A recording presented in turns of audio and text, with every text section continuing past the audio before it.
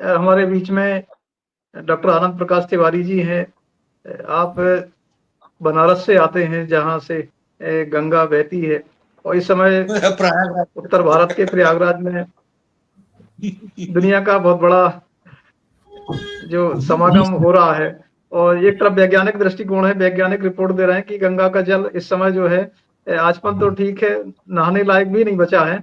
तो यदि आज के दौर में बाबा गाडगे होते तो वो क्या सोच रहे होते, आदरणीय जी सर, तिवारी धन्यवाद। जी?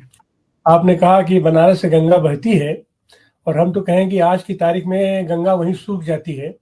और बनारस में 80 नदी का नाला, 80 नदी जो पहले हुआ करता था, वही नाले का पानी आज की तारीख में बनारस में आ गया है, और उसी को छान करके पिलाने की कोशिश की जाती है। और मई जून में वह पानी भी खत्म हो जाता है। खैर, ये तो बात बनारस की, गंगा की है। और लेकिन बनारस याद किया जाता है रविदास के लिए, बनारस याद किया जाता है कबीरदास के लिए। 14वीं सदी में 1377 में रविदास पैदा हुए, और ये कबीर जी भी, दोनों लोग वहीं लारतारा के आसपास पैदा हुए थे।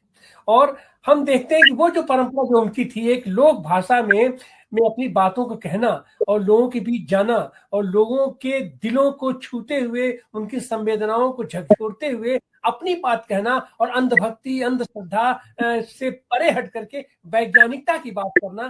जो बातें रविदास जी किया करते थे, जो बातें कबीरदास जी किया करते थे, शायद वही बातें हमको दिखाई पड़ती है। 1876 में यहाँ से सुदूर अमरावती में पैदा हुआ एक लड़का, देवू जी जिंगरोजी जनोरकर, जो बाद में बन गए संत गाडगे महाराज, संत गाडगे बाबा। संत गाडगे बाबा की अगर हम तस्वीर देखें तो हम क्या देखेंगे उसमें, कि साहब सिर पर एक टोपी है, जिंजा की टोपी है, खपड़ा की टोपी लगी हुई है, और एक कान में खोपड़ी है, और एक कान में टूटे शीशे,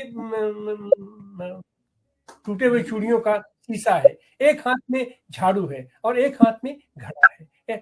ये सारी चीज कहीं ना कहीं से पूरा पूरा प्रतीक बन जाता है, उनके पूरे व्यक्तित्व का प्रतीक बन जाता है। किस तरीके से वैज्ञानिकता को प्रमोट करते हुए उस समय, आज के समय में भी, आज 22वीं सदी में जहां लोगों को जलमल में नहला करके और पूरे देश को झोंक दिया गया है। उनका तो कहना है कि 56 करोड़ तो आज तक ही हो गया, और अमावस्या तो शायद जाते जाते 70-80 करोड़ लोग अपना उसमें नहा लेंगे।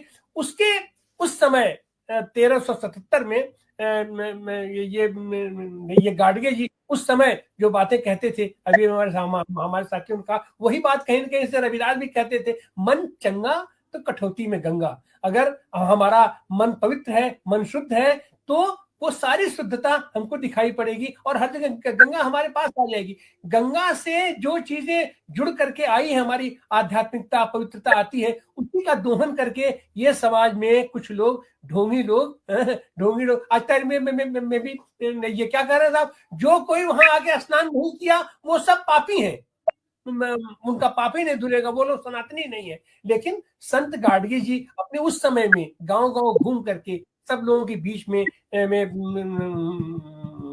जो बातें कहते थे। और सबसे बड़ी बात कि उनको हम माने अशिक्षित नहीं कहेंगे, हाँ हो सकता है निरक्षर रहे हो, उस तरीके का स्कूली शिक्षा नहीं हुई, लेकिन उनके इच्छाओं, उनके दर्शन, उनका विचार, उनकी कार्यशैली का ही आज प्रभाव है कि उनके नाम पर विश्वविद्यालय बनाया गया है, और उसमें सब लोग बैठ करके शिक्षा ग्रहण कर रहे हैं। अब वो शिक्षा, वैज्ञानिक शिक्षा, आज की तारीख में तो सारी वैज्ञानिकता को भी धता बताते हुए फिलहाल लोग ये है कि हम किस तरीके से समय के पहिए को पीछे करके, घुमा करके, इतना पीछे ले जा करके फिर झोंक दे, आदिम आदिम युग में हम उसको पहुंचा दे कि जनता खाली जो है अपना ये थाली बजा करके, घंटा बजा करके कोरोना जैसी बीमारी को भी अपना भगा लिया करेगी। और तो लेकिन उसमें आज भी संत गाडगे की जो शिक्षा थी, जो उनकी नीतियां हैं, जो उनका कीर्तन है, जो उनका भजन है, आप उनके भजन को आप उस तरीके से आप उसको मत देखिए, उस भजन के से संदेश क्या निकलता है, ये उनका संदेश देखिए, तो वह संदेश आज की तारीख में भी निश्चित रूप से हमारे समाज को, हमारे देश को और हमारे युग को, हमारी पीढ़ी को आगे वैज्ञानिकता की ओर कदम दर कदम बढ़ने के लिए ये प्रोत्साहित करेगा। और हम तो समझते हैं कि संत गाडगे की उन्हीं नीतियों, उन्हीं शिक्षा को हमें आगे बढ़ाना चाहिए। हमको लगता है कि भास्कर जी कोई कविता पाठ अपना कर रहे थे, अगर उनकी कविता पाठ का पूरा हो जाए तो तुमको लगता है बेहतर होगा। धन्यवाद जी। हाँ, तो हमारे ज्योतिबा फुले कहते थे, सर सब जो अज्ञान है, अज्ञान का मूल है, ये अनर्थ का मूल है अज्ञान। तो मेरी आवाज में अभी गाडगे बाबा के ऊपर मैंने जो महाराष्ट्र का शायरी पोवाड़ा है वो आपके सामने पेश करता हूँ। आदिना मन जिजाऊ शिवबाणा ज्योतिरावाना बाबासाहेबांना डफावर थाप तुंतुन्या तान, शायर हा महाराष्ट्राचा प्राण, गाडगे बाबाचे गातो गुणगान जी जी जी, गाडगे बाबाचे गातो गुणगान जी जी जी, धन्य धन्य गाडगे बाबा थोर हा, धन्य धन्य गाडगे बाबा थोर, फिरोनी गावावर खराट्याने साफ करी ती गान, कीर्तनी दिले खरे ते ज्ञान, तयांच्या चरणी नमऊ मान जी जी जी, तयांच्या चरणी नमऊ मान जी जी जी। 1876 सालाला सेनगावला बाळ जन्मला, आनंद झाला माता सखूबाईला, आनंद झाला पिता झिंगरुजीला, डेबुजी ठेवले नावाला जी जी जी, डेबुजी ठेवले नावाला जी जी जी। 1884 सालाला मरण समयाला झिंगराजी बोलले सखूबाईला, सांगावं बाळ डेबुजीला, दूर ठेव देवानी दारूला, जगण्याचा मार्ग हाच भला जी जी जी, जगण्याचा मार्ग हाच भला जी जी जी। स्वतः कष्ट करून मगच खाती ते अन्न, खाती ते अन्न हो जिरा जिरा जी जी, पुरोगामी विचार सांगून जागृत केले ते जन हो जिरा जिरा जी जी, शिक्षणाने विकास होतो ठावे डेबुजीला, खरोखर ठावे डेबुजीला, शिक्षणाचा प्रसार त्यांनी केला हो, गाडगे बाबाला माझा प्रणाम रे।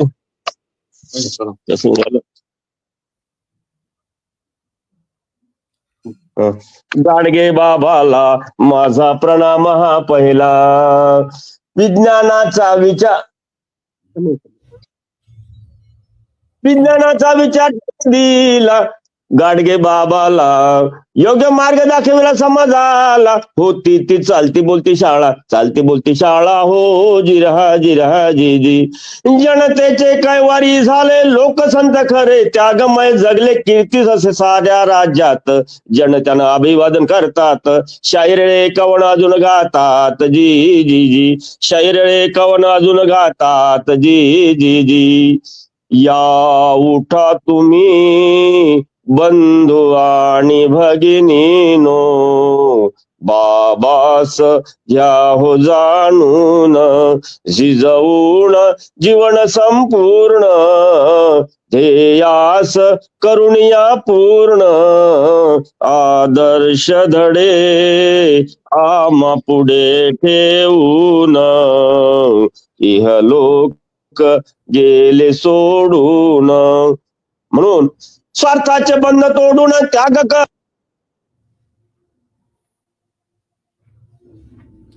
जी, उनका नेटवर्क फिर चला गया है।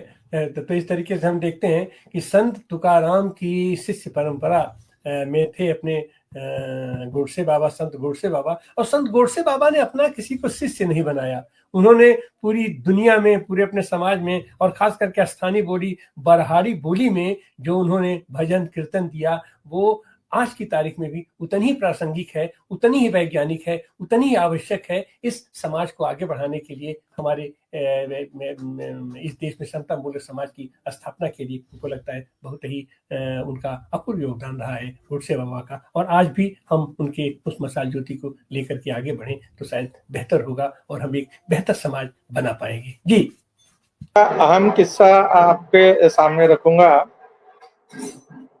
वे उनका कीर्तन मुंबई में चालू था, उस समय वहां मैसेज आया, कीर्तन चालू था कि उनका लड़का गुजर गया है। फिर भी वो वहां रुके नहीं।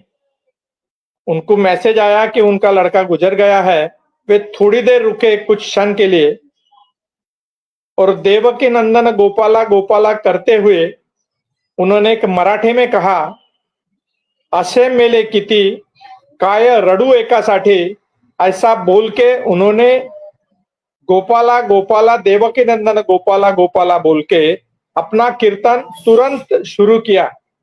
इसका मतलब ये कि समाज के प्रति कितनी आस्था थी। वो अपने कर्म को पहले प्राधान्य देते थे। मेरा काम जो है केवल मेरा घर, मेरा संसार नहीं है, तो ये समाज मेरा सबसे बड़ा संसार है, सबसे बड़ा अहम मेरा कर्तव्य है। और समाज के प्रति वह आस्था रखने वाले महान संत थे। इतना ही नहीं, वे कीर्तन के माध्यम से लोगों को बोलते थे, अरे देवळात देव नसते, देवळात पुजाऱ्याचं पोट असते, खरा देव तो दीन दुखी दुबळा त्याची सेवा करा, तुम्हाला देव भेटन। म्हणजे वे ये कहने का मतलब ऐसा है उनका कि सही में ये जो समाज है, जो दलित पीड़ित शोषित समाज है, वही सच्चा भगवान है, उनकी सेवा करो। मंदिर में तुम्हारा भगवान नहीं है, भगवान उनमें देखो जो दलित पीड़ित शोषित समाज है, जो उपेक्षित समाज है, उनमें भगवान देखो। इतनी अच्छी सोच, इतना एक विचार उन्होंने समाज के सामने रखा।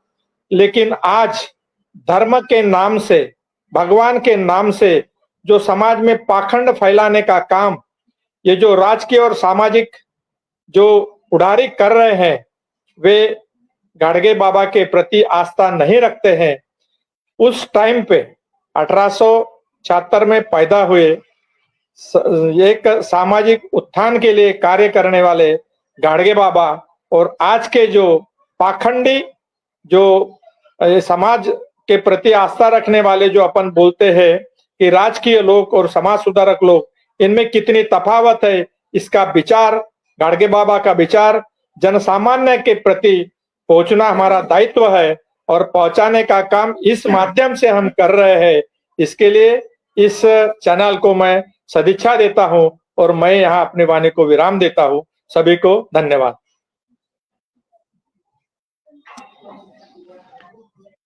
धन्यवाद झुरमुरे जी। जैसा कि आज के दौर में पाखंडवाद और अंधश्रद्धा बढ़ती जा रही है, इस दौर में हमें संत बाबा गाडगे के विचारों को और आगे बढ़ाने की आवश्यकता है। उनके जो विचार थे, उनका जो काम था, समाज में अधिक से अधिक प्रचार और प्रसार की आवश्यकता है, ताकि हम जो वंचित और शोषित समाज है वो इस तरह के पाखंडवाद से मुक्त हो सके।